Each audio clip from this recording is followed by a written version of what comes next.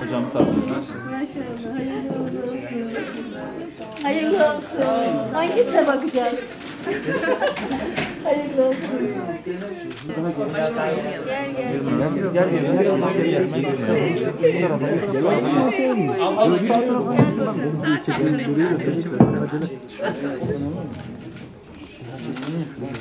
Sayın Bakan buradayım.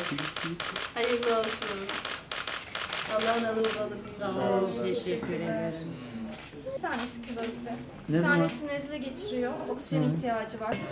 Güzel. Teşekkürler. Allah mübarek etsin.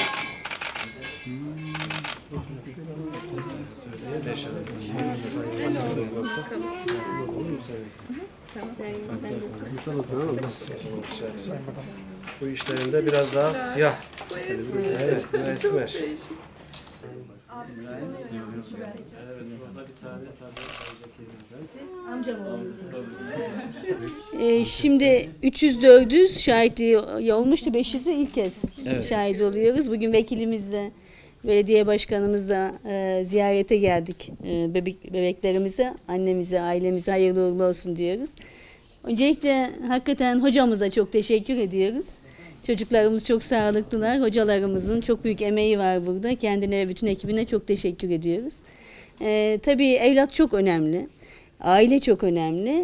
Burada bebeklerimizle ilgili sağlıklı bir şekilde büyümesiyle ilgili tabii tıp dünyası gerekeni yapıyor. Biz de belediyeler olarak, yerel yönetimler olarak, milletvekillerimiz olarak ailenin ihtiyaçlarıyla ilgili neler yapılması gerekiyorsa hem hayırlı olsuna hem bununla alakalı süreci takip etmeye geldik.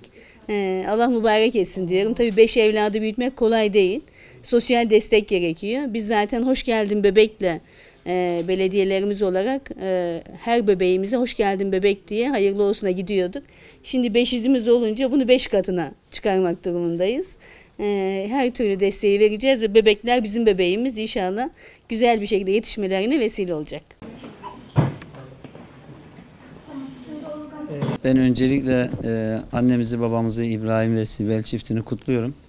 Allah hayırlı mübarek eylesin, analı babalı büyütsün. Sağlıklı bir şekilde vatana, millete hayırlı evlat olarak yetiştirsin. Şu an Türkiye'de en fazla bebek Şahin Bey'de doğuyor. Yılda 23 bin bebeğimiz doğuyor. Anne babamıza da buna katkı sağladıkları için teşekkür ediyoruz. Başkanımın ifade ettiği gibi hoş geldin bebek projemizde şu ana kadar 90 binin üzerinde bebeği evinde ziyaret ettik. Annelere eğitim verdik.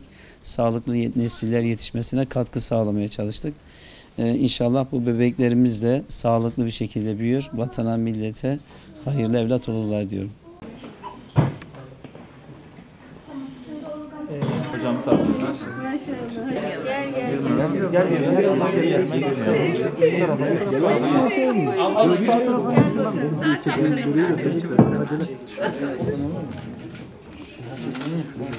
Sayın Bakan buradayım.